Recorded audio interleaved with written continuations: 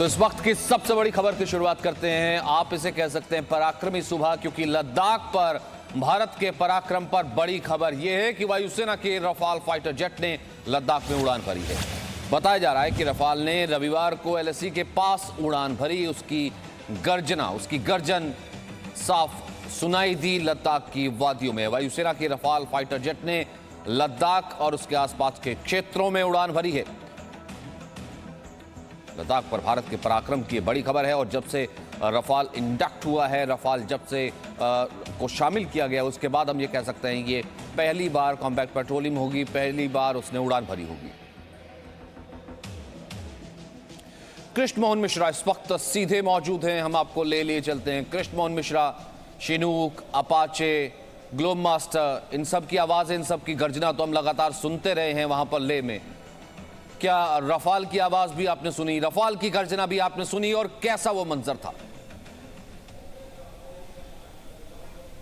देखिए, रफाल का इंतजार भारतीय वायुसेना को बहुत ज्यादा लंबे अरसे से था, और वो उस वक्त आया जब चीन और भारत की सेनाएं एक दूसरे के आमने सामने खड़ी हैं। यहाँ लेह के आसमान में सुबह से लेकर शाम तक अलग अलग किस्म के fighter jets, helicopters, transport aircraft का आना जाना लगातार बना रहता है। लेकिन रफाल का आना इन सबसे अलग है। रफाल सुखोई 30 से भी आगे की पीढ़ी का जहाज फाइटर एयरक्राफ्ट है। वो बहुत ताकतवर है, उसके हथियार बहुत कैपेबल हैं। हम सारे लोग जानते हैं कि उसके पास मेटियोर मिसाइल है जो बियॉन्ड विजुअल रेंज, यानी कि नज़र से बहुत दूर 150 किलोमीटर के आसपास दुश्मन के किसी एयरक्राफ्ट को ख़त्म कर सकती है। उसके पास स्कैल्प मिसाइल है कि जो कि 400 किलोमीटर तक उसकी रेंज है। उसके पास हैमर मिसाइल है जिसकी रेंज जो इंटरमीडिएट रेंज की मिसाइल है, यानी 70 से 80 किलोमीटर तक उसकी रेंज है।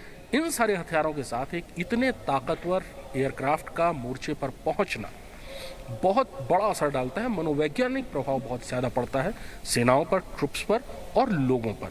दुश्मन पर भी इसका मनोवैज्ञानिक दबाव बहुत ज़्यादा पड़ता है, क्योंकि चीनी वायुसेना के पास रफाल का कोई जवाब नहीं है। उनका जो सबसे अच्छा एयरक्राफ्ट है वो भी सुखोई 30 के बराबर आप उसको ज़्यादा से ज़्यादा मान सकते हैं, उससे ऊपर का नहीं है। हालांकि वो JF-20 के बारे में कहते हैं कि वो फिफ्थ जनरेशन का स्टेल्थ एयरक्राफ्ट है, लेकिन वो अभी तक आजमाया नहीं गया। उसका जो परफॉर्मेंस आपने जिक्र किया कि मनोवैज्ञानिक बहुत असर पड़ता है, क्योंकि चीन का वो स्टेटमेंट भी जारी करना कि देखिए ऐसा कि रफाल इंडक्ट होने से भारत जो है कुछ ज़्यादा अपनी बातें कर रहा है, या फिर भारत बहुत ज़्यादा हेडलाइंस बटोर रहा है, लेकिन उसके बाद वहां पर गर्जना भरना और बाकायदा वहां पर पेट्रोलिंग करना, ये अपने आप में बहुत बड़ी बात है। Presenting B News app available on Google Play and App Store. Download it now.